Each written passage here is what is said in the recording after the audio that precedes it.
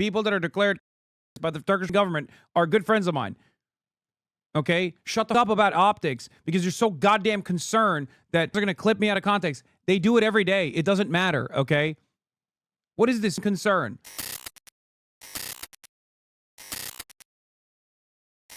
God damn, dude. Yeah, Trump also is going to discuss budget cuts of Project 2025 author and OMB director Russell Vought. Remember, Donald Trump was like, I don't know what Project 2025 is. It's a Democrat made-up thing. I don't know how to read. And ever since he got into office, that's all he's been doing is following through on Project 2025. Yeah, that's where we're at right now, man. And not only are they doing this, but they're doing this in like a blindly partisan fashion too. Like they are just so open about how partisan this is. They want to use the federal government shutdown as an opportunity to lay off more of the workforce and even take out funds away from blue states, like energy projects in blue states. Energy investment that was allocated for blue states, they took out. That's crazy. That's jobs, man. That's just jobs. You're not like, you're over Republicans too when you do that. The more, yeah, we're bailing out Argentina, by the way. We took away $18 billion from transportation funds to the state of New York so we can give $20 billion to Argentina so that maybe we can get some soybeans from Argentina. Meanwhile, our farmers, well, not soybeans from Argentina. Argentina will buy the soybeans, I assume, right? That makes a little bit more sense. Partially because China no longer purchases our soy. Money comes in, money comes out of one pocket, money goes back into another pocket. Yeah. America first when you hand billions to Argentina and Israel and withhold money from American cities. Total supplemental energy aid approved for fiscal year 2025 is $20.1 billion. Combined with the baseline, overall approved military aid to Israel in fiscal year 2025 exceeds $23.9 billion, a record high, by the way.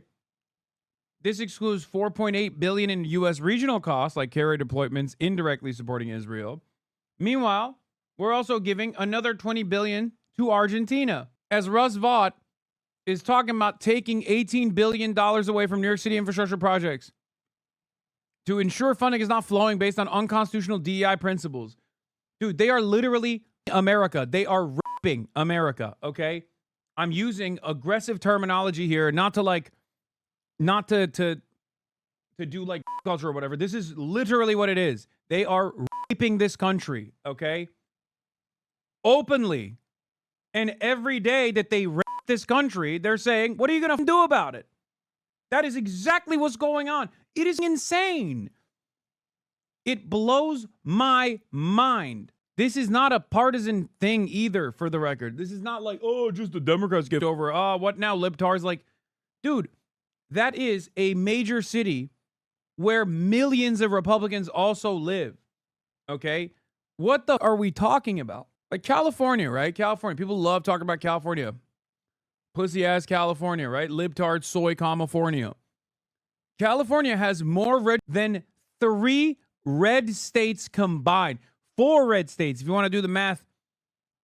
Like, there are more registered Republicans in California than 3 or 4 Republican states combined. There are Republicans there too, if you want to think about it from a partisan perspective, which is crazy to begin with. Why the are we thinking about it from a partisan perspective? What is going on? Once you're in office, you're the president of everybody. You're not the president of just the dumbest, most racist monsters in this country. You're my president too. It sucks, but that's just the case. You got to start acting like it. What the is this shit? No, I'm the president of an increasingly smaller constituency of psychopaths, racists, drunk assholes, Zionists, the Argentinian population of anarcho-capitalists. Like what? What is that? Some of the worst douchebags you've ever seen in your entire life, and these guys are sitting around being like, nope, those are the guys that we have to care about. Those are the guys who we have to defend the interests of, no matter how stupid it is. When back this morning, President Trump is saying he's moving forward with more cuts to federal agencies as the government shut down. Helping him make those decisions, Russell Vought, the head of the Office of Management and Budget. And as the president has mentioned, he's a key author of Project 2025. plans that got so much attention during the campaign. Vogt has already announced several of the cuts since the shutdown began and has emerged as a key member of the president's team. You all know Russell Vogt. He's become very popular recently because he can trim the budget to a level that you couldn't do any other way. So they're taking a risk by having a shutdown. But who exactly is Russell Vogt, and how did he get all this power? Let's get more from New York Times Washington correspondent Coral Davenport, who just wrote a very extensive piece on the White House budget director. Coral, thanks so much for joining us. We just heard the president praising Vogt for his cuts. How did he come to earn the president's trust, and what do we know about his plans and priorities? Sure. So Russ Vogt has been with the Trump administration since the first term. He was deputy budget director and then budget director in the first term.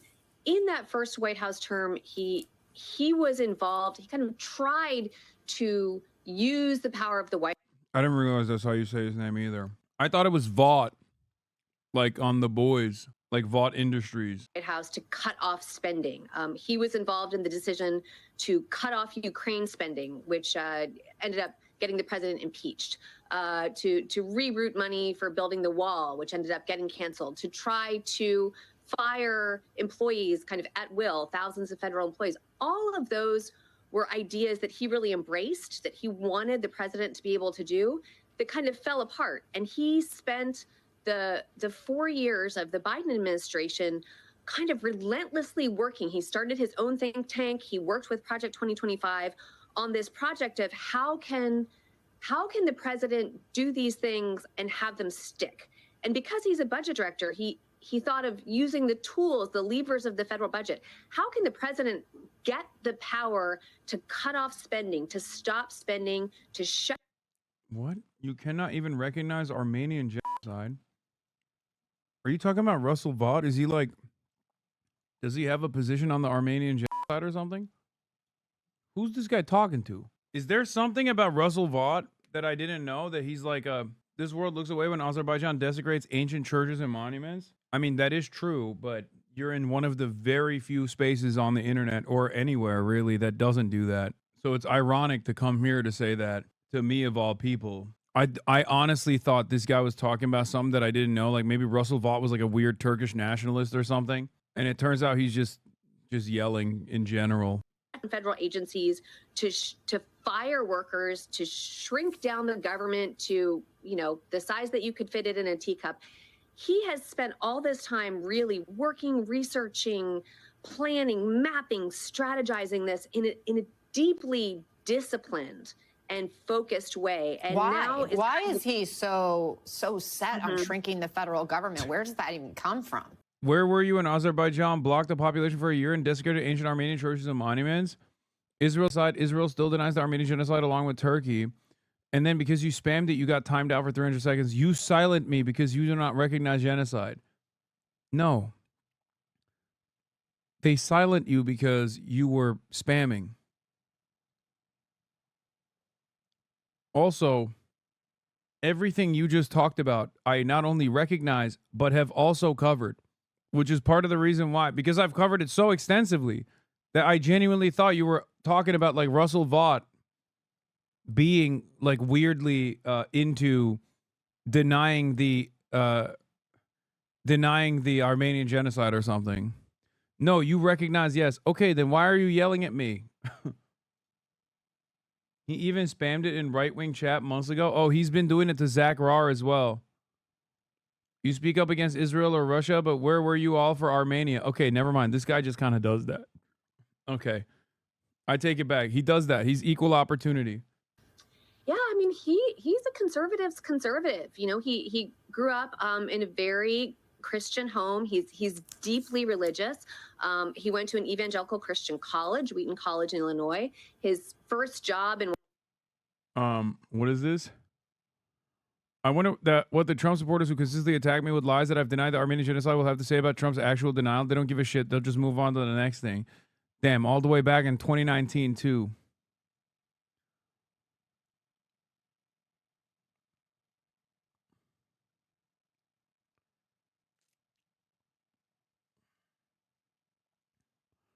Did he go to a rally or not yet? No, I came back from a rally.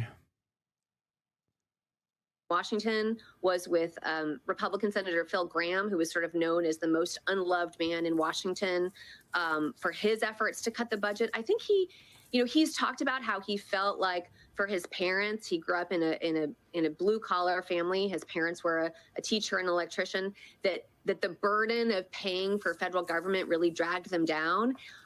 He's also talked about his interpretation of the Constitution. He calls himself a radical constitutionalist who thinks the founding fathers wouldn't recognize agencies like the Federal Reserve. So I think he. Why do you care about Palestine so much? Hamas murdered 1,000 innocent people. Yes, Israel's killed 1,000 people in return. But those people would have turned into Hamas militants any moment. And all of them are Hamas supporters, which killed literal innocent people. How can you be so anti-Western? Are you against democracy, secularism? Islam is literally the enemy of those before mentioned concepts. This guy's so funny because he said, sure, Israel has killed thousands of people in return, but those people would have become Hamas militants. Like, do you not understand what? I've studied the Quran. I've lived in Iran for 21 years. You tell me how I'm wrong. Like, you just openly stated, like, yeah, Israel's killed, but, you know, they should be able to do that. Like, this is such a lazy way to argue that you immediately contradict your own position. If you have, like, some sort of, if you believe human life is valuable and sacred, as I do, then it's rather odd for you to just, like, find justifications for why it's appropriate for Israel to take far more lives than Hamas ever did or ever could. I don't think you understand your position, albeit a little brain broken from, I guess, living under the Islamic Republic, is far more militant and far more fundamentalist and far more violent than even the Iranian government's position is. I hope that sits with you for a moment. I know it comes across as crazy. Like, what do you mean? Israel is good. Iran is bad.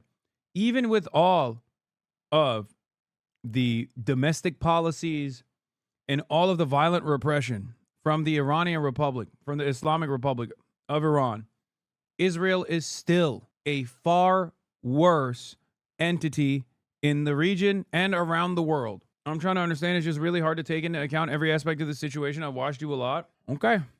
Well, then listen to my words. There are many things to criticize the Islamic fundamentalism of the Islamic Republic of Iran. You can even have issues with Hamas's own governance or its actions or its form of militancy, its targets, whatever.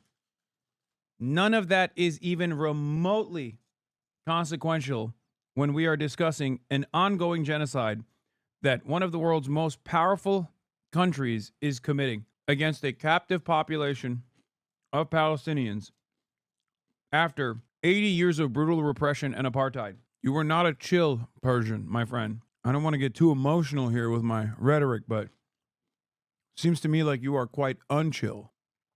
So you do believe that Hamas has its own problems? You don't usually talk about this?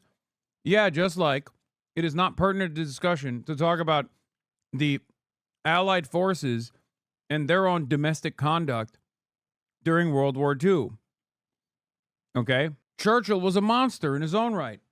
The American military was comprised of segregationists, homophobes, transphobes, woman beaters. Does that even fucking remotely matter when we are talking about fighting the Nazis? It does not. It doesn't even remotely matter. It doesn't matter even one bit. It's that simple. Why do you not fuck with Kurdish people?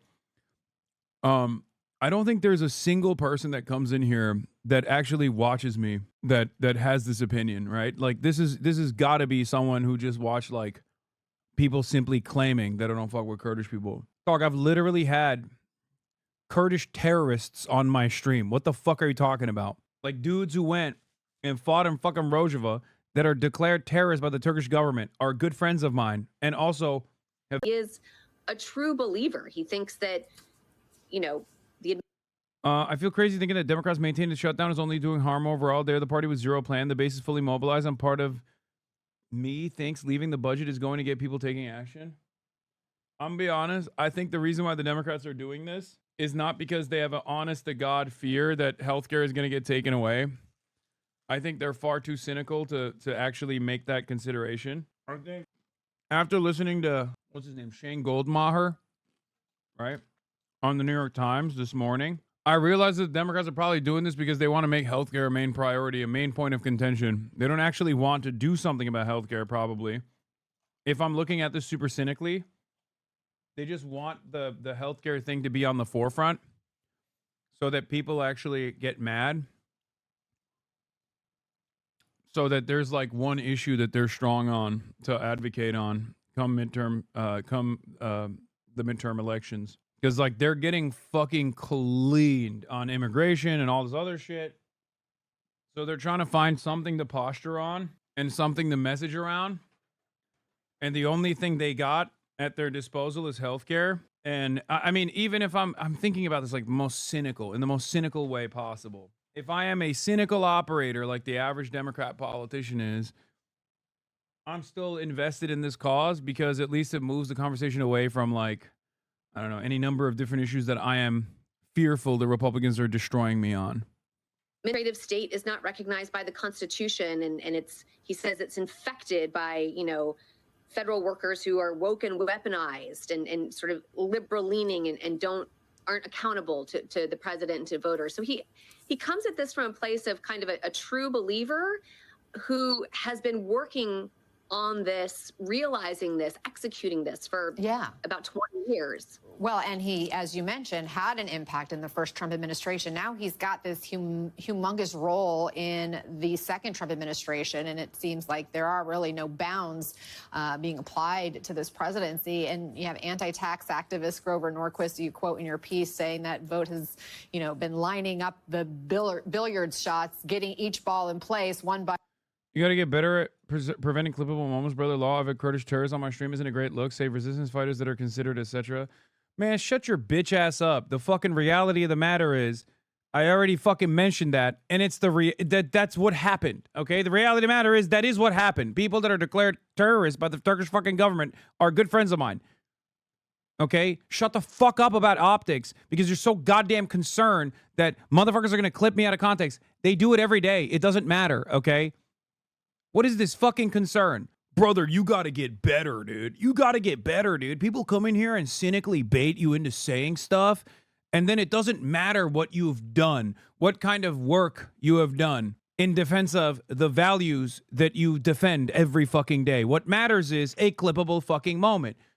Go yell at the people who clip it out of context and scream about this fake shit instead of trying to get me to fucking, I don't know, speak in 10-second increments for 8 hours every day. What's next? Don't make jokes. People can actually say that you're being sincere.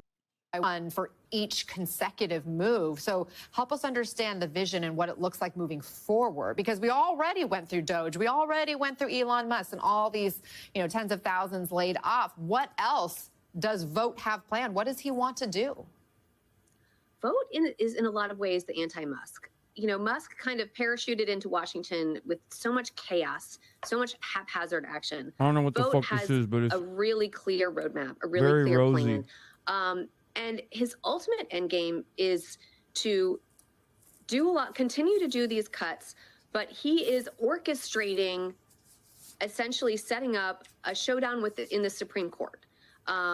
He believes, the people around him have told me, that if he can get these cuts, these moves to give the president the power to unilaterally cut federal spending, if he can get one of these cases to go before the Supreme Court will ultimately find that the president does constitutionally have the power to cut off whatever funding he wants, or something along those lines. And if that happens, if that end game plays out in that way, then that really just reshapes the presidency and gives this president the power to really just cut down the government and legally. Well, Coral Davenport, you have such good deep dive reporting on the New York Times. Thanks for sharing some of it with us and helping us understand the influences right now on the president as we're charting this moment, charting forward. It is so ridiculous that this just goes on so often over there with you guys. Dude, America is not a real democracy. We have corporate oligarchs. They run the show. We stick to fighting ourselves over idiotic, petty shit. We stick to eating each other alive. And the corporate oligarchs keep doing whatever the fuck they want. They keep shafting the everyday guy. This is how it works. It's not even new. It has, however, gotten worse as of late. Republicans, as everybody know, controls the U.S. Senate, controls the U.S. House, and controls the White House. In other words, they are running the government. But what is happening now, which has never happened before, is they are not sitting down and negotiating. So as of this point, Democrats have had no input into the process at all. Now, what Republicans want is to pass what is called a clean CR. In other words, maintaining the status quo. Here's why that is an awful idea and why all of us are opposed to that. In the last year, as many of you know, under Trump's big, beautiful bill, 15 million people on Medicaid and the Affordable Care Act will be thrown off of healthcare. Very shortly, you are going to be receiving notices from your insurance companies that your rates, your insurance premiums, are going up by, on average, some more, some less, 75%. Yeah, you heard that correctly, 75%. Now, right now, we have a broken healthcare system. Nobody can afford healthcare. You ready for a 75% increase in your insurance premium? Do you think the strategy of Wright using trans undocumented as a magic spell to justify taking things away from people is generalizable or universalizable to the entire grand strategy of right-wing politics? Yes, because it's not just about trans undocumented. Back in the day, it used to be black people. It still is black people. But now they say trans and undocumented too. But ultimately, that is the only way. That is the only way that the Republicans have been able to successfully demand cuts to social safety nets that every American takes advantage of. It's not a new nor unique position. Lee Atwater basically defined it when talking about the Southern strategy. Bad Biddy 101. Hasan, I'm too young for you. That's crazy. That's a crazy question to ask right now. You're not, nobody is. But in Vermont, for my family making $82,000 family afford, their Oh my God, that's what Peter Rush sounds like? That's crazy. premiums can go up $20,000 a year. We want to protect access to health care for millions of people across this country. And we're willing to get in the fight for that because we've had it. The priorities that we have at the table, and they need Democratic votes in order to keep the government open, man, they're pretty reasonable. They're pretty reasonable. What are we asking for? Just don't increase people's premiums by 75%. Your grocery bills are going up, your utility bills are going up, and your healthcare costs, especially health insurance premiums, are going through the roof. Who voted to repeal all of these Medicaid and Ed Mackey. Damn, they got all the progressive senators out here. This is like the Congressional Progressive Caucus, but for the Senate. What the fuck is Chris Murphy doing there? I guess this is his thing now. Going up. That's the new meta for Chris Murphy is he's with it now. Fuck it, I'll take it. I don't care. Especially health insurance. all of these Medicaid and Affordable Care Act, Medicare, and NIH.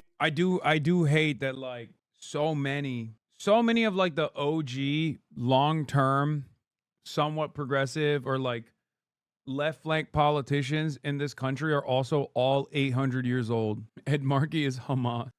It's so crazy. Like I like Ed Markey, you know, like a lot of these politicians that are in this room, I don't have like a lot of, I mean, I have a lot of disagreements with, but like it's not undeniable. It's not impossible to contend with. These are probably some of the best senators we have, and they're all incredibly old. Oh my God. You know, funding Republicans. We're for a proposal that keeps the government open. But we also don't want to give Donald Trump, a lawless president, a blank check. Save healthcare and save our republic. Those are our two missions. I was talking to Austin about this, but he found out that Merkley, Jeff Merkley is, I think, Jeff Merkley is a no APAC Democrat. And Merkley also pushed for a bill titled "A Resolution Calling on the President to Recognize a Demilitarized State of Palestine." Source: New York Times. Was this a story that you covered? What the fuck is going on? What is this? This is just a Google share link. Still shits on protesters though. Yes, they all do. They all do. They're not with it. Okay, I know. Jeff Merkley's son is my primary care provider. That's funny. But yeah, he is one of the better Congress members from Oregon. Peter Jeffries, Speaker Johnson says he's got nothing to negotiate with you over. Will you accept anything less than a permanent extension of Affordable Care Act subsidies? The legislation that House Democrats and Senate Democrats have introduced together relates to a permanent extension of the Affordable Care Act tax credits for working class Americans. Understand, in the Republican One Big Ugly Bill, where they enacted the largest cut to Medicaid in American history, stole food from the mouths of hungry children, hungry seniors, and hungry veterans, and all of this was done so that they could provide massive tax breaks to their billionaire donors. And you know what? Those massive tax breaks were made permanent. Why in the world should everyday Americans, working class Americans, hardworking American taxpayers accept anything less? I mean, literally this year, House Republicans, Senate Republicans, and Donald Trump enacted massive tax breaks for their billionaire donors, for the wealthy, the well-off, and the well-connected, all to subsidize the lifestyles of the rich and shameless. And this was done permanently, and now they want the American people, not us. He's right. It's hard to pay attention to his words because he's so sexy, but he's right. We must pay attention to his words. In spite of his sex appeal, stop objectifying Hakeem Jeffries. He is right about every single thing that he said. Democrats, the American people, to accept anything less than a permanent extension of tax credits that make their health care affordable. Understand this, over the last few days and over the next few days, what you're going to see is more than 20 million Americans experience dramatically increased healthcare premiums, copays, and deductibles because of the Republican unwillingness to extend the Affordable Care Act tax credits. They're not even willing to extend it for multiple years, let alone do what Republicans just did for billionaire donors, which is to extend the billionaire tax breaks permanently. Of course, the American people should accept nothing. Okay, he kind of flubbed it a little bit. I mean, everything he's saying is right though. It's probably not great that the leader in the House for the Democrats is incapable of putting together a coherent narrative when he is 100% correct. I don't want to fucking shit on him too much because, like, I'm supporting him in this endeavor. I'm behind it. You know, AIPAC Shakur or not, whatever people call him, I don't care. On this issue, he's right. It's just explain the message again. It's simple. Republicans are cutting $800 billion in Medicaid because they wanted to make tax cuts for the super wealthy in this country permanent. They are taking money directly out of the pockets of the working poor in this country who struggle to make ends meet, who still have to pay a shit ton for fucking health care, and they're taking the money from the poor to give it to the wealthy. It's like reverse Robin Hood. And we, the Democrats, must put an end to that. The reality of the matter is, they should have been doing this way, way, way ahead of time. They should have done something of this sort to get assurances before the big booty bill. But they didn't. And now we're stuck. Oh, I hate it. I hate it so much. Yeah. Instead of, okay, you're saying Robin the Hood, but I can totally see Hakeem Jeffries do that now and be like, Donald Trump, instead of Robin Hood, Donald Trump is Robin the Hood. Stop. We put that out there. Fuck, oh God, it's gonna happen. Oh God, I'm Brian Kill Me. He's gonna do that and then fucking be like, mic drop moment. Yes, sir. Mr. Speaker? Democrats want to not only have health insurance for illegals, but some of your Democrats... You disgust me. I mean, sometimes we come up with shit in this community that is disgusting, but then it literally becomes reality once spoken. Logs, I have a genuine question. Hey, man, genuine question. Why do the Dems not go out there in front of cameras and say the president is lying? He's a liar and he lies and he does nothing but lie. And call him a couple of names or something? I feel like the people will respond to that more or no. I mean, I don't know. I guess, yeah. I don't know what the actual answer is. Because, like, it's not a bad question. I guess if the standards are so low now, maybe the Democrats should also shit smear. I personally don't give a shit about the optics of it all, because I think if they were loud and proud about like bold policies, about things they actually care about, you know, free healthcare and shit, like I don't care how they message it beyond that. Like that would still be more galvanizing. That would still be more effective. People that don't support Trump know he's always lying. People that support Trump will never think he's lying. A Dem, especially Hakeem Jeffries, isn't going to convince Trump voters that Trump is lying to them. Yeah, that's true. Well, why don't you do performative bullshit? That's not entirely true. I think you can educate people on how Donald Trump is actually fucking them over. You just have to go to them. A competent Democratic Party right now would be going to Republican houses, okay, finding Republican voters who have been frustrated because they saw their new health care bill, and go to red states, go to rural areas in person and cut videos and be like, this is Hank Pecker, okay? This is Hank Pecker. He's a real salt of the earth kind of guy, okay? Victim of divorce court. Wants to potentially even assassinate the judge that oversaw the family court case, okay? That's how real of a American salt of the earth kind of guy he is, okay? And Hank Pecker owns an HVAC business. Hank Pecker has to go and purchase health care. Hank Pecker, as a industrious HVAC business owner, owned and operated by himself, of course, sees what his healthcare premiums are going to look like next month. He doesn't like that.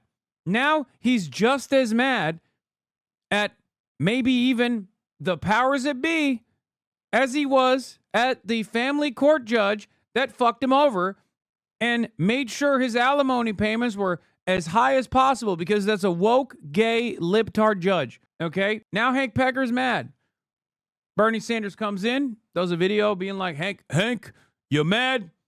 Not at the woke, gay, libtarded family court judge that made sure your child support was $5,000 a month. You are mad at the Republican Party for stealing money directly out of your pocket to give it to the billionaire and the millionaire class, you know? Boom. Do that like a million times around the country. Is this the sort of dreams you get? It's very sad, but yeah, I do dream about shit like this. Exactly. Dave Weigel on messaging. Newsom stands out as the Dem who understands the how dare you is much less effective. Trump responds to mockery. Yes and no. Because Newsom does it directionless. Even though he is kind of my goat right now because he's taking away all the attention from people like myself, so the Republicans aren't going to like prosecute me because they're too busy trying to prosecute Governor Newsom. So he is a little bit of my goat right now. He's kind of my goat. Low key. He's like a magnet for their fucking hatred. Anyway, the point I'm trying to make is, dude, I see racism in the same way, and I see transphobia in the same way that I see all these other distractions, right? When the Republicans are using it. Obviously, it's a hateful way to live, and when it's reflected as policy, it's incredibly harmful to entire swaths of the population.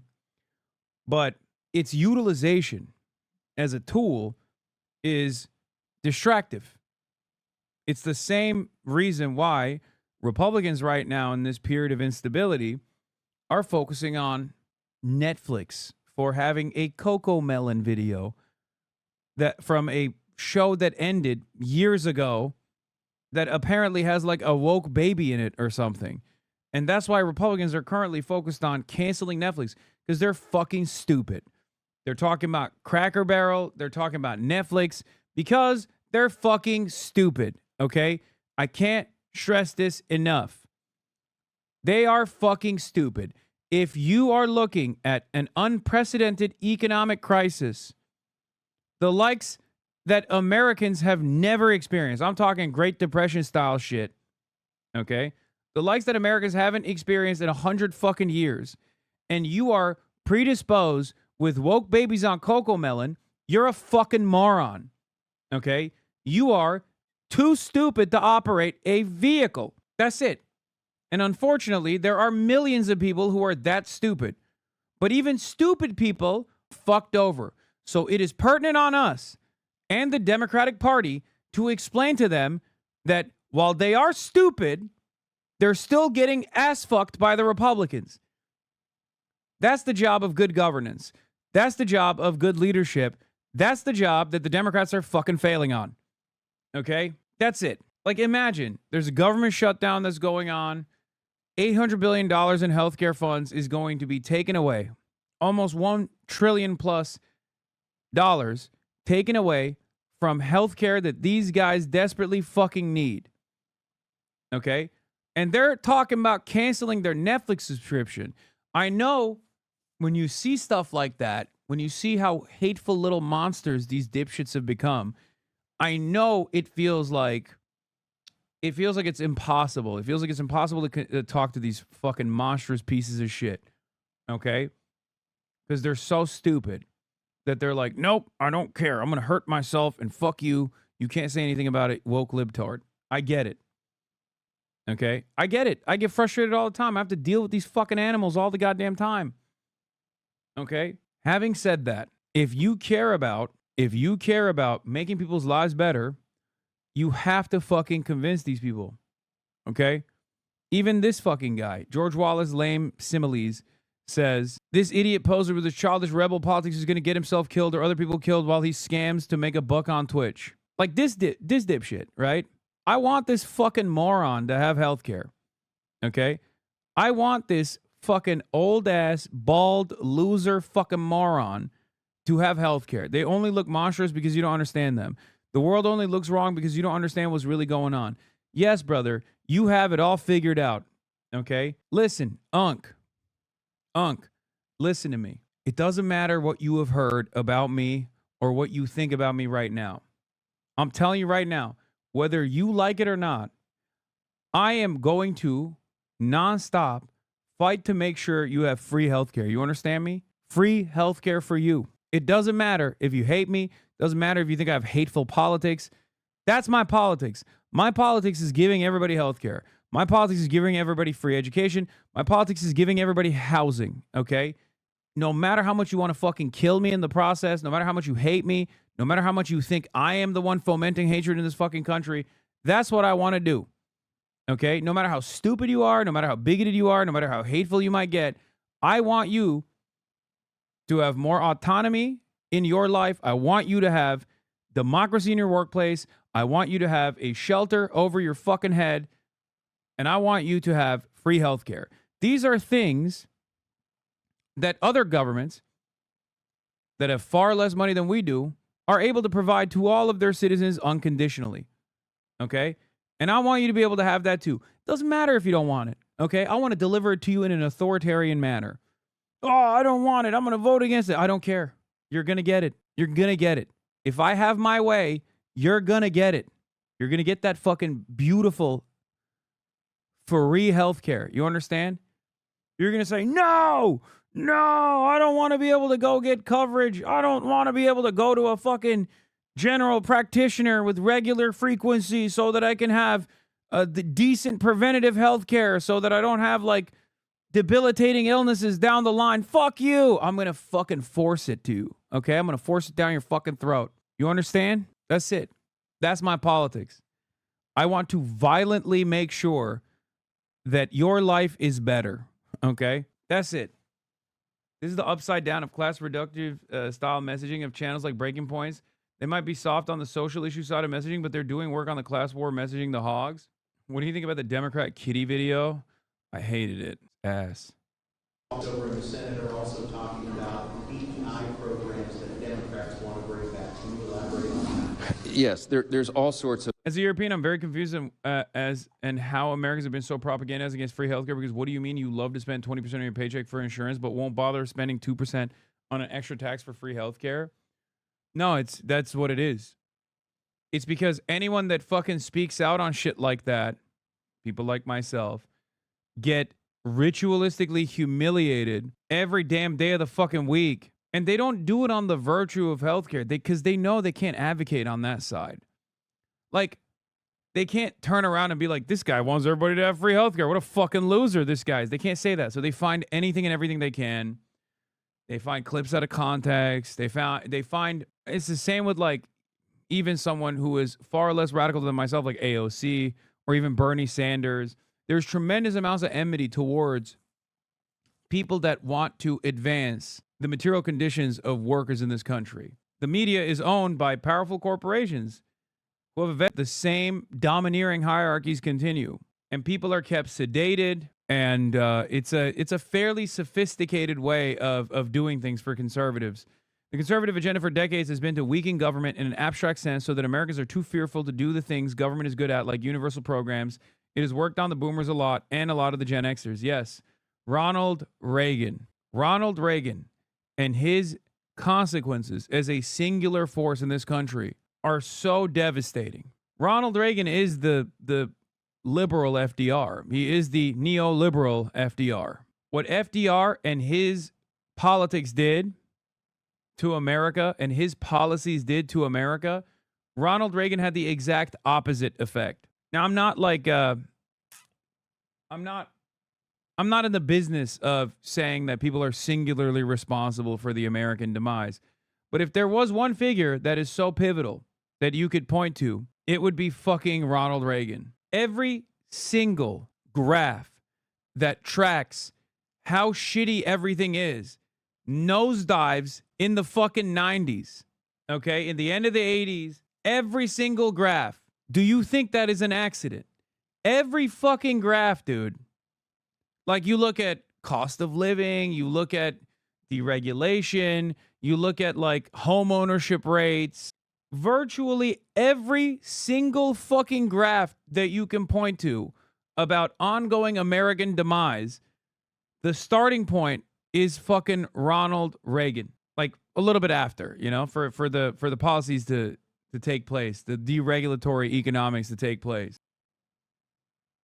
Now, of course, it didn't start with Ronald Reagan. It certainly didn't. It's still it's capitalism. It always has been, and it always will be. But Ronald Reagan as a domestic force was so powerful that it basically restructured both parties dramatically. Yes, I know Carter was bad too, chatters. I'm just talking about, like, it's like saying New Deal economics is entirely in the hands of FDR. It's not, right? There were tremendous forces that were pressuring FDR to do the right thing.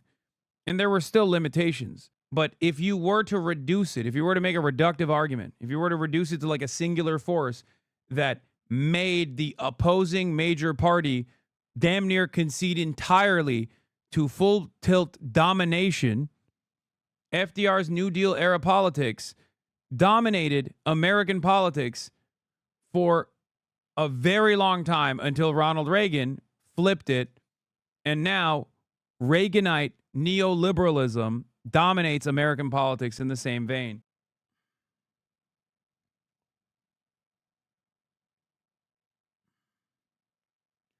He's the reason college is so expensive. He's the reason we have conservative think tanks. He's the reason we have trickle down. He's the reason we have the war on drugs. He's the reason AIDS became such an issue. He's the reason why stock buybacks are no longer illegal. All corporate consolidation in this country that was already happening, but like the complete corporate capture and the complete corporate consolidation you have seen comes from the Reagan era. The last breath that the unions had was taken away under the Reagan era. can directly ruin your life. Once upon a time, a bunch of rich people sat in a room. One of them said, damn, I hate paying taxes. Another one said, bro, me too. They said, you know what we need to do, right? We need to hire somebody to convince poor people to pay more taxes while we pay less taxes. They said, that'll never work. Someone said, wait a second, I might know a guy. But you see, at this time, Ronald Reagan was a General Electric spokesman, convincing poor people to do whatever the rich company General Electric wanted. Hey, man, Slick Willie did a lot to help that along. Credit where credit is due. Dude, I know. But everyone that comes after Reagan, Democrat or Republican, is still absolutely following through on the attitude change. If you're thinking about like Nixon, if you're thinking about people that came before, sure, they played a role in this as well. But Ronald Reagan was the point of no return. Like Bill Clinton's neoliberal anti-welfare policies, sure, I'm sure he was like super invested in that personally. He's a piece of shit. But like Bill Clinton was responding to what he perceived as the public pressure to Ronald Reagan, because Ronald Reagan did put up LeBron numbers. Like you're forgetting. Ronald Reagan actually did have that popular mandate, okay? Unlike Donald Trump. But before that, he was a Democrat, an activist, very anti-racism, all for workers' rights. They said, hey, bro, we need to hire you for the opposite side. He said, you think I'm a... They said, here's a bag. He said, when do I start? You see, he took this job because his acting career was failing. So he said, hey, I'm pretty good at this. So he ran for governor of California. He won. He was also the head of SAG-AFTRA, or SAG at the time. They hadn't consolidated yet, I think.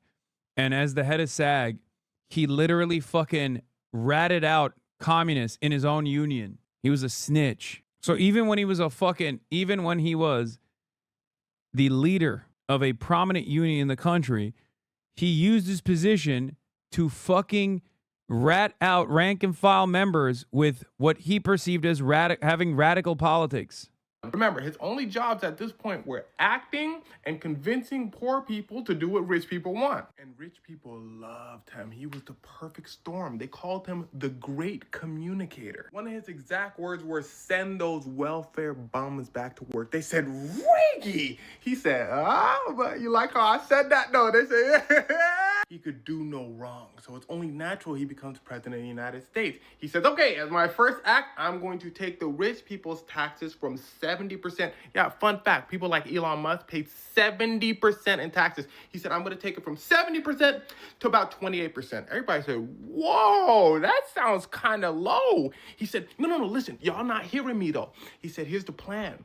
They're going to be super rich, and then they're going to want to spend more money on their companies, so then they're going to hire people like you. But people back then weren't dumb. They were like, what? He's like, but we're going to also stop those welfare black people from taking your money too, even though white people took most of the welfare money. They're like, well, I don't like black people that much. Okay, you're keep going. So he steps up the charm. He goes, y'all know me. Just see what happens when I deregulate businesses and let them do what they want. It's going to benefit you in the long run. Well, he lied, but listen closely. They were in a recession at the time. But what economists know is that after a recession, usually is a time of mini prosperity, then back to recession. It cycles. So he knew that the economy was going to go back up because that's the natural cycle. So when the economy starts going back up, he's like, see, I told you. They were like, well, he was right. But in the long run, this happens. Basically, as the economy goes up, everybody starts getting paid more. But from when he became...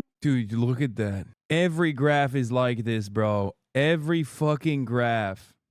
No, it's not a natural cycle. I mean, it's somewhat of a natural cycle, basically, under capitalism. It doesn't have to be. President, everybody started getting paid the same while the economy went way up. What does that mean? Well, the money had to go somewhere, right? And it all went to the rich people. Yeah, right. Like, isn't that fucking nuts? Like, how do you look at this? How do you look at this equitable, more equitable system and then turn around and go, this is so much better? That's what's so fucking annoying about people nowadays when they talk about, like, the good old days. What do you mean? Let's get back to the good old days. Like, the dumbest guy you know is advocating for the good old days, thinking that it was that way because like black shit. But the real reason why was because they had better redistributive policies. Like it wasn't socialist by any means, but at least there was more of a more equitable outcomes for everybody. When they talk about the good old days, they're talking about like having decent wages, being able to have one earner in the family and have like 2 kids or 3 kids or even a fucking second family on the side as a secret. Think about how much purchasing power the average dumb fuck American had, that they literally could have a second home for a second secret wife on the side, bro. That shit's unheard of. What are we talking about? Think about that. Nowadays, what's unheard of is living in a fucking 1-bedroom apartment by the time you're like 36, 37. That's unheard of. I'm not even talking about owning a home. I'm talking about not having fucking roommates. Okay? So when those people, when those dumb fuck boomers and the lead generation turn around and say, oh man, we got to go back to the good old days, Republicans turn around and say, yeah, that's right.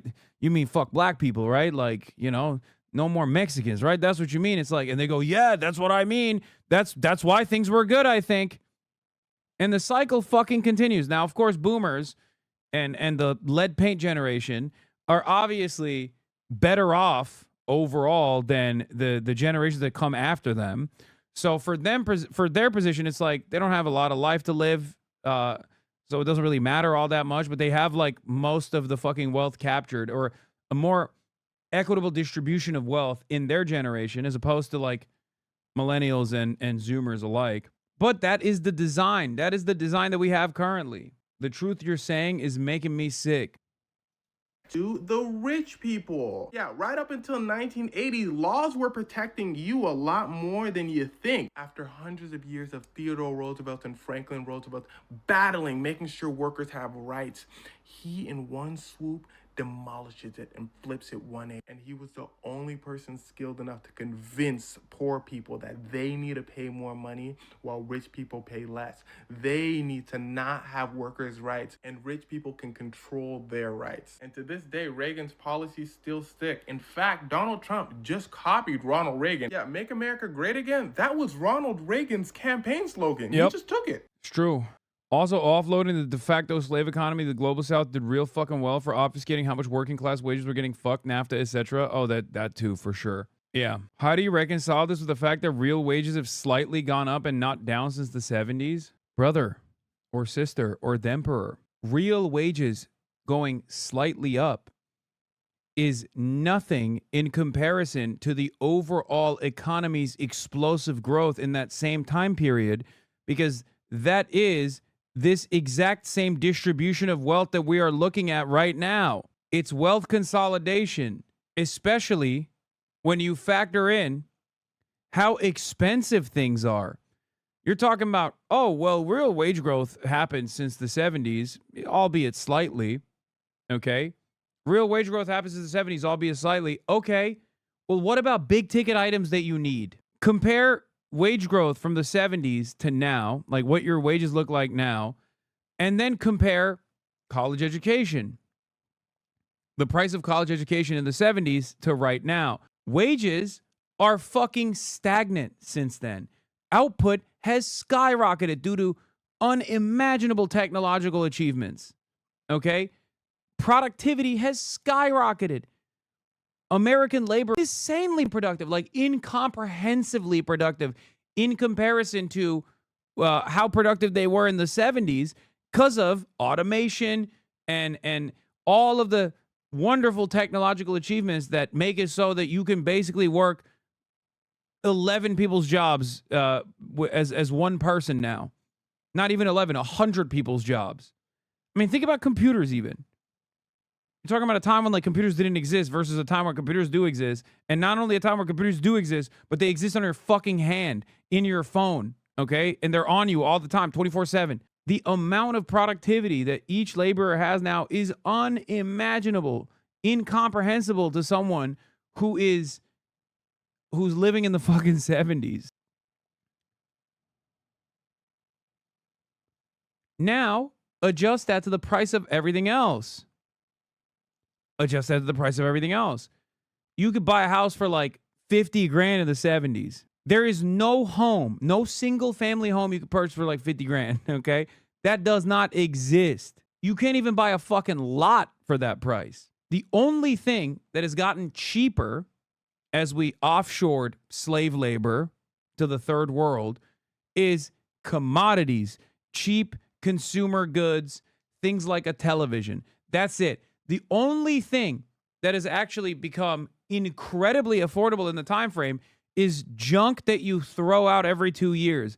No, and also it's designed that way too. That's another problem, which is creating tremendous amounts of fucking landfills all over the goddamn planet. But that's it. You can get a TV for cheaper. This is true. You can get a toaster for much cheaper. You can get electronics for, like, it's not even a comparison. Like back in the day, a TV was like a big item. Okay. Now you can purchase shit much cheaper than you ever could. And that makes people feel like the situation is better overall. But all of the things that you need for survival, healthcare, a house, college education for upward social mobility, have exploded in prices. Yeah, you used to get paid $25K and houses were $50K. Now you get paid $75K and houses are $500K on the cheap side. So yeah, your real wages went up, but everything is so much more expensive. Even in the 90s, the houses were tremendously cheaper in 1998 in Denver, Colorado. The average house price was $149,000. Now it's $649,000. Bro, you can just go buy a 100-inch TV, 100-screen TV for $500 now. That's all that's gotten cheaper. That's what I'm saying. That's what I'm saying. That's the only thing that's cheaper in comparison to how affordable it was back in like the 70s and the 80s. 10 years ago, rent was $700 and TVs were $1,800. Now rent is $1,800 and TVs are $700. Well, that's not 10 years ago. It's I would say, because where is rent $1,800? You know what I mean? This boy is in Oklahoma. He's over here like, dude, what are you talking? Oklahoma City rent is so fucking costly, man. $1,800. I didn't even say Ohio, bro. I feel like Ohio is not even. First flat screen was $1,100, and that was after a discount because it had been dropped. They were stoked and thought it was a steal law. I can have a nice TV in my tent. Yeah, that's what it is, though. That's where we're at. It's like, maybe I'm crazy.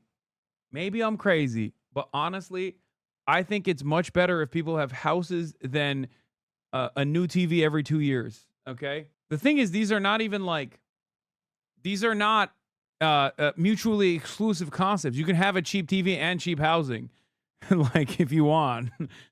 It's just, even if that was the trade-off, I would much rather have the cheap housing than the cheap television. Chart of the day or century, July 23rd, 2022. Price changes, January 20th to June 2022. Select the U.S. consumer goods and services and wages. Yeah, since the 2000s, if you look at new cars that have been like relatively inexpensive in comparison year over year, household furnishings, clothing, basically everything that comes from China, okay? Everything that the Chinese hands have built. And I mean China as like a catch-all term for the entire global south. TV prices, look at that. Ooh, so cheap, so good. What's that up there? Hospital services, college tuition, college textbooks, medical care services, childcare and nursery school. Average hourly wages have gone up. This is because this is the fucking American Enterprise Institute that's like pointing all this. Food and beverage housing, food and beverages and housing. The reason why they're using this chart of the day or century is to say the reason why these things are so costly is because of unions. They're claiming that this is all too costly because of average hourly wages going up. And average hourly wages are going up because of socialism. That's the reason why they're using this graph. Make no fucking mistake. Sidebar, why socialism fails. Yeah, this is socialism. That's why it's failing. My neighbor's big brother in 2007 could afford to live in a single bedroom working at a grocery store as a cashier. Now that seems insane. Things have deteriorated a lot just in the last few decades. Yes, and it's only going to get worse. It's only going to get worse. Trump is literally not addressing any of this shit, and he's making it worse. He's looking at a fucking fire, and the only thing he's got is a canister of gasoline and more matches, okay? He walked up to the fucking House that's on fire, and he said, time to dump this gasoline and light it on fire even further. That's what he's doing. He's like, I'm going to fix this.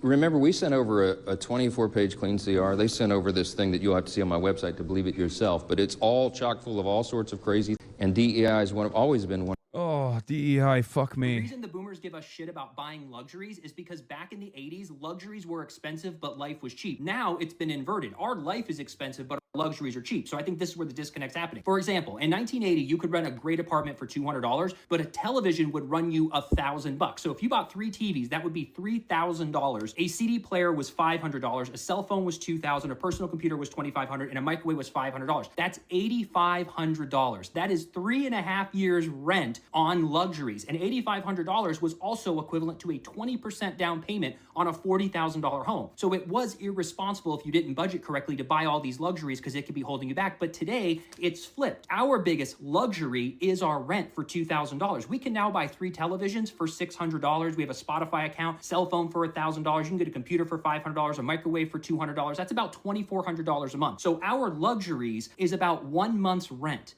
where theirs was 3.5 years rent. And if you want to put this onto a down payment, even if you took the average home of $420,000, let's bring it down to just $320,000. A 20% down payment on that is $64,000. So if you gave up all those luxuries, you would still owe like $61,000. This $2,400 of luxuries wouldn't even cover your closing cost of $10,000 on that home. So the whole thing's been flipped. So I think when they see us with the TVs, the avocado toast, and the cell phone, they think that's the reason we can't move forward. But why we can't move forward is because housing, daycare, college, and healthcare is so expensive, but those are our necessities. These luxuries are just fun little things that we have. The reason the boomers give us shit. It's the French internet. Why your video is so crisp. Yeah, it's fantastic. Anyway, whatever. Fuck that guy. Let's get back to DEI in the bill. Good luck with that in the midterm election. Mike Johnson slams Dems for pushing woke programs. Yeah, woke programs such as... Sorry, I just saw someone on Twitter. Woke programs such as giving the working poor just like little bit of fucking financial freedom in their incredibly costly healthcare. Okay? That's what's woke in DEI. You understand? Peak woke is when you say the working poor should only pay, 10 grand out of pocket for their yearly healthcare coverage as opposed to 30 grand out of pocket. And it's extra woke when they're only making 65 grand a year. That's peak woke. What are you, fucking woke? What are you, DEI, that you want someone who's making 65 grand a year to not pay 30 grand? How is that person going to live, dude? Like, this is what I don't understand. How is that person supposed to fucking live? The example I'm using is a bit exaggerated. The actual numbers is like, what, 85 grand a year? 85 grand a year salary. Guy was paying like fucking, what was it? It's like $100 with all of the $100 a month with all of the additional subsidies that come along with his healthcare. And now it's gonna triple. What the fuck's that person supposed to do? Yeah, Warnock posted an example of someone making $65K who used to pay $300 a month, and it would be $900 a month next year. $900 a month. My mom makes $1,000 in Social Security, pays $280 in supplemental insurance for Medicaid, and $95 a month for the prescription plan for the same supplemental company. That's 4 times what it was a decade ago. The Georgia one was a household with an income of $85,000. Oh, they make more money off us if we get sick and die than preventive care. That's not even totally true either, because it's instability. It causes too much instability if motherfuckers are dying left and right. If you just have cancer and your ass is like, I can't pay for this treatment, and you just go to work before you perish every damn day, if that keeps happening over and over again, like, that's not a sustainable economy. Why don't you like winning this much? Oh my God, I know. So much winning. They want to spend $1.2 of spending is what they're demanding to keep the lights on around here. It's absurd, and they should know it. They're all wrapped around the axle about these woke progressive programs being ended, but that's what the election was about. That woke progressive stuff is what the American people rejected. Some of our Democrat colleagues here are doubling, tripling down on it. Good luck with that. Good luck with that. Oh my God. We're in day 2 of a government shutdown, and President Trump is threatening mass layoffs of federal workers. For more on all this was the one I was looking at. This dude This is a household making 65 grand, okay? Already paying an insane amount. Already paying a fuck ton, $307 a month. Now it's triple. Also, those aren't the same plans as what people are saying, which is what my initial curiosity was about this as well. Except this is a worse plan that he's paying more for. It's worse coverage, and he's paying more. Republican House Speaker Mike Johnson, who's been blaming Democrats for all of it, joins us now to expand on those thoughts and more. Mr. Speaker, thank you very much for joining us. My first question is an easy one.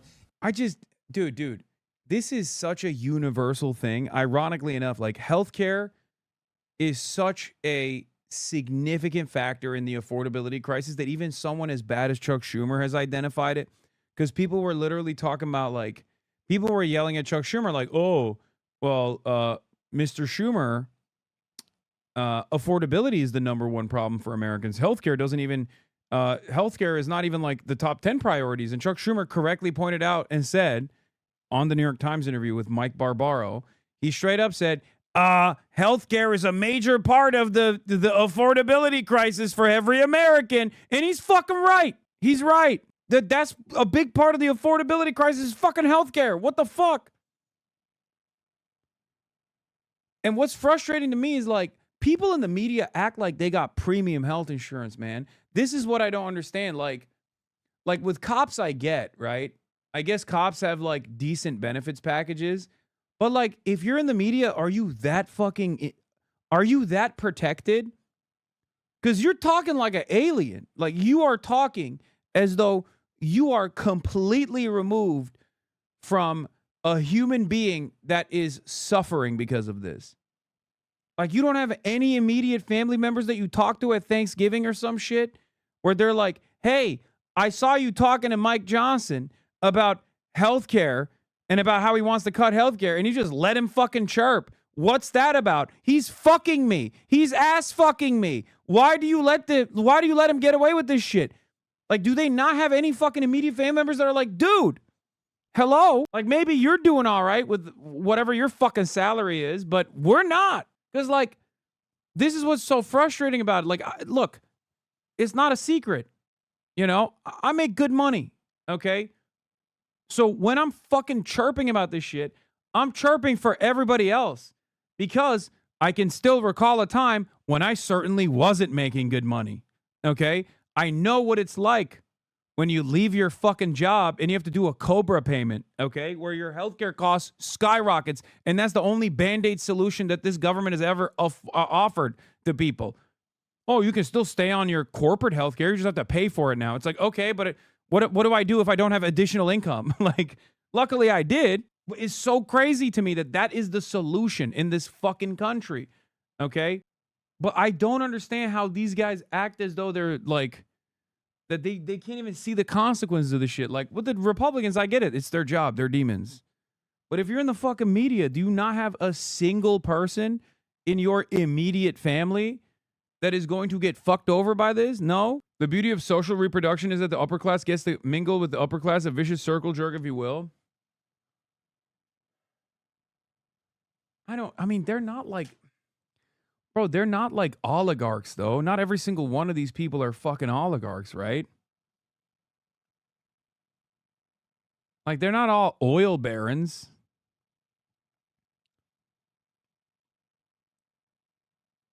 Hey, Hasan, were you in France yesterday? Yes. And I'm in France today as well.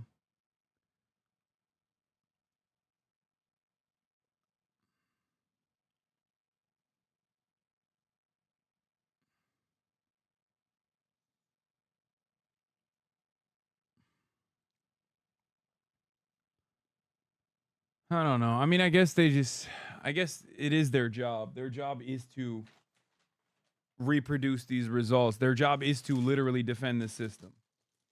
And the better they defend it, the better their salaries get, the better their class position gets, the more they feel like they're doing the bidding of their corporate oligarch masters. Is any negotiation going on right now on Capitol Hill? There's no negotiation right now because the Democrats have dug in. You say I'm blaming the Democrats. I mean, these are objective facts. We passed in the House more than 2 weeks ago a clean continuing resolution. There's no partisan pills in this. There's no Republican priorities. It's just an extension of current funding, Tony, so that we can keep the government open until November 21st to allow the appropriators in both parties to continue their good work. They've been working very hard in a bipartisan fashion to move the 12 appropriations bills. We just ran out of time because the end of the fiscal year is September 30th. We're asking, wait a minute, this is very important. All we're asking is that Senate Democrats do what they have always done in the past every single time and allow the additional clock. That's it. Mr. Speaker, they clearly think they have leverage right now, which is why they're doing this. There's also things that the Trump administration and Republicans think they can get in a shutdown. One thing is shrinking the size of government, some layoffs. I know you think government's too big. I know you think it does too much and does too much of it poorly. You know about the layoffs that are planned. You've got word of them. What departments, how many people? I don't know. I don't know those details yet. We did have a long conference call yesterday with Russ Vought, who directs the Office of Management and Budget. But what was communicated to us is that they are trying to mitigate the damage. The president and Republicans in Congress do not want a government shutdown. We are bending over backwards to prevent it because real people get hurt. The Senate Democrats, 44 of them, have now voted 3 times to shut the government down. And here's what's going to happen, Tony. Real Americans are going to suffer from this. You have veterans benefits, food nutrition programs for women, infants, and children that are being stalled. You have health services that will not be provided. We have troops, TSA agents, and Border Patrol agents now going to work without pay. There's real damage. FEMA services are being... You know what's really funny about a Republican saying this? They've been doing that. Like every time you cut funding to any federal government initiative, you are doing that. Okay? And not only were they doing that, they were doing that like for months. That was like the first 3 months of this admin. Fucking stick it to the federal workers, suck my dick, Doge. Let's bring the most autistic billionaire on the planet to come into the White House and be like, comedy is legal now. Guess what? Do work for the National Weather Service. You are trans. You are getting fired. Ha ha. Like that's what these motherfuckers did for straight up the first like 4 or 5 months, dude. Like, and now he's like, it's really devastating. It's really devastating for the TSA, which we recently made it so that it's illegal for them to strike. USA. Did your house get flooded? USA. Don't be woke. And now he's like, it's devastating that the government is shut down, and therefore we can't pay these federal regulators that we want to fire anyway. Now, the reality is, of course, they can't fucking fire them. They need them. Like, some shit needs to run. You know what I mean? If billionaires want to continue living somewhere with all of their endless wealth, and that somewhere happens to be the United States of America, like, yeah, they need to keep shit intact. But they're so goddamn hard that they are just ripping apart everything. Oh, here, this is also Michael Penis, caught on candid camera over here, talking about how unwell Trump is, apparently. The president is unhinged. He is unwell. What are you doing? A lot of folks on your side are too. I don't control. Oh my God, please. That performance in front of the generals, that I didn't see it. Is so dangerous. You know I serve on foreign affairs and appropriations. This is a collision of those two things. Our allies are looking elsewhere. Our enemies are laughing. I just left you have a president who is unwell. Dude, what are we doing? He's bad on every part of the job. Like, there is not a single redeeming quality of Donald Trump. Like, he's funny, that's it. But I'm talking like as a part of the administrative apparatus, there is not a single redeeming factor for Donald Trump. He's bad on every single thing. He's silly. He's narcissistic. HasanAbi, you low IQ trash, still not in prison, ? You got to respect how great of a businessman he is. I mean, yeah, he's just fucking the American public. The only good thing he did is that he stopped USAID. No more CIA stuff from there. No, but you're wrong. It doesn't even... No. USAID is not stopped entirely. It just went back into the hands of the CIA directly. So there's no more soft power initiatives, only hard power. So they're still doing the fuck shit. They're just doing it at the directive of the CIA, and they're no longer doing the marginal good things that they were doing in an effort to garner good favor all around the world that made a lot of the destabilizing initiatives easier to conduct. Like that was a part of the bargain. Like America gets to be the world police. America gets to be the world police, but also America like gives back a little bit. You know what I mean? So it's not like they took away it's not like they stopped America's interest in destabilizing other countries. They're still doing that. They're just doing that directly under the CIA instead of under the State Department by way of USAID. And there's no more subtext. It's all text. There's no more soft power. It's all hard power. Also, a component of USAID that was very destabilizing for the countries that they actually sent this aid to, because a country that gets aid or a country that relies on aid doesn't invest in its own agricultural development and is incapable of developing sovereignty, incapable of being independent. And now it's double fucked because those countries did not actually develop their agricultural output evenly because they were relying on grain and other sorts of things coming from the United States of America by way of USAID. And that was a massive subsidy to the fucking farmers. That's a big part of the output for American farmers too. They were just selling to USAID. So now American farmers are fucked. People in Somalia are fucked because they don't get the free grain that they were used to getting, and they never actually developed their own agricultural output in the process. So everybody's fucked. Yeah, it's not that they failed to develop. The aid destroyed their agricultural sectors. Yes, that was the purpose. And that's not the only thing that USAID does, obviously, but that's just one component that's like at least in between, where it looks like it's actually a good thing, but in fact, it's done for a very indecent purpose. And it's done in a way that actually ends up in the long run harming countries' attempts at sovereignty. Having said that, this is precisely why that was always a dangerous bargain, because one day they just fucking cut it and then you're cooked. The aid is above all a means of subsidizing the purchase of American grain to make these states client states thanks to the game of unfair competition and corrupt powers which crush local production. Yeah. Soybean farmers are double fucked. Oh, yeah, because China just said no more soy. Stack the soybean crop no longer being sold to China. On top of that, the farmers are double fucked. No, farmers are quadruple fucked. And it's really funny in some ways because, or at least the way we understand it, like farmers are no longer like the farm hands. You know what I mean? And I guess some could even say that they never really were. Not to get too deep into it, but they're owners, right? They're capital owners in many respects. And therefore, due to their fucking class position, they vote for the reactionary party. They're like, of course I'm going to vote for the deregulatory party. Of course I'm going to vote for the tax breaks for the wealthy party. I'm a capital owner, right? I'm a fucking property owner. I'm a capital owner. I'm the master here, right? And what's interesting about it is, even though they get fucked in the long run, and they have gotten fucked already by Trump before, in an identical fashion, they still vote for the Republican Party. They still vote for the Republican Party. They know at least they'll get a bailout or something, but it doesn't even matter. It's not even a leopards eat my face party at that point. It's like leopards ate my face last time and I liked it party, okay? I'm waiting for the leopard to eat my face again, and this time maybe my ass too party.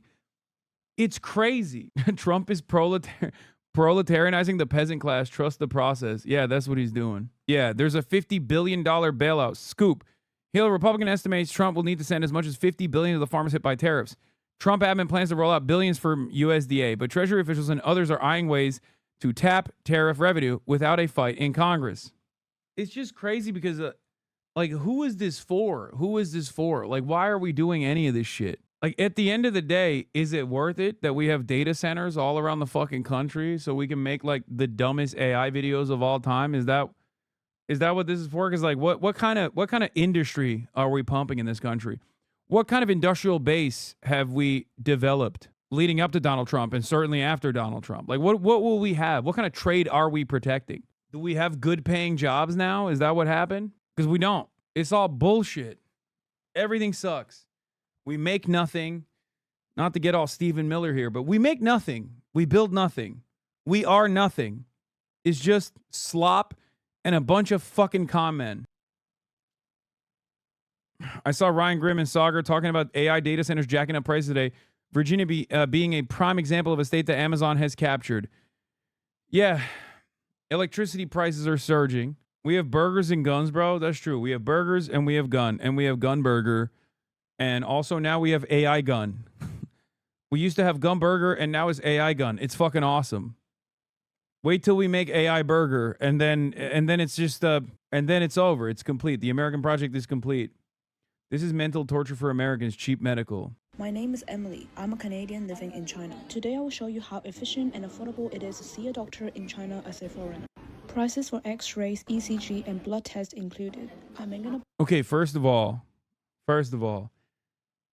China doesn't even have the best healthcare, okay? Healthcare is one of the biggest weaknesses for the Chinese century of prosperity. Okay, so remember that when you're watching this. Appointment on my phone last night using just my passport and was able to schedule an appointment at 9:30 a.m. this morning. I arrived on time and waited for only 10 minutes until my name was called. I told the cardiologist that I'm here for a... So that was what, like $10,000, $20,000? I hope, I assume, right? Everything that she just described is basically like, this is a walk-in. That's going to be like what? Okay, I'm exaggerating. It's not going to be 20 grand, but at least 10 grand. Like, at least. She sent me to an ECG, blood test, and X-ray. Here are the prices I paid as a foreigner without any medical insurance. Still very affordable. Then I got my ECG done. No need to wait at all, and I got the results on the spot. Wait, what was the price? 5 minutes to get my blood. Still very affordable. What was the price? Very affordable. Then I got... Fuck. My ECG prices I paid... $75,000, right? Like, that's what you... X-ray, $19? X-ray $19? It's not 1,900? Did she cook the decimals? What's going on? Be honest. Tofu X-ray. Yeah. No, you don't understand. There's a tofu dreg. Tofu dreg X-ray. I don't understand. We got to cook the Chinese GDP, folks. There needs to be an incredibly expensive middleman that is not actually invested in lowering the cost whatsoever because it actually benefits them in the long run to keep costs high. We need someone like that. We need an expensive middleman to extract as much value from the consumers. Where is the middleman? Where is the... I don't understand it. Actually, I don't know the Chinese healthcare, private healthcare system at all. I'm sure they might even have that. China spends 95% less than the U.S. on healthcare per capita, but has a life expectancy that's 4 years longer. Stop. China is much more efficient at converting production into human welfare than the U.S. China is currently increasing its investments in public healthcare provisioning, which is correct to do, and I predict the social dividends will be impressive. Ultrasound in Mexico this summer was $70. CAT scan in the U.S. last August with insurance was $2K plus. Adjust for PPP, they pay like 80% less, not 95. Oh, my bad. I was thinking about that in the shower today, because like a big argument right now is like undocumenteds can't get healthcare, and it's like they talk about that like that's a good thing. And I was thinking, like, I'm in France right now. If I got into an accident, God forbid, I could go to the fucking hospital and have all my healthcare covered. America could absolutely do that for all tourists and all people living on U.S. soil, on top of every single American. And it should. It's crazy. A foreigner without any medical insurance. Still very affordable. Then I got my ECG done. No need to wait at all, and I got the results on the spot. I then waited 5 minutes to get my blood test done. Results will be out in 2 hours. Next was X-ray. I waited for 10 minutes and results will be out in 1 hour. I had all of the tests done in 40 minutes. The fact that you can do 3 different tests and get all the results on the same day of your appointment is crazy. I also love that they have everything digital. You can make appointments, payments, and check the results all on your phone. Everything is just incredibly efficient and affordable at the same time. Let me know your thoughts.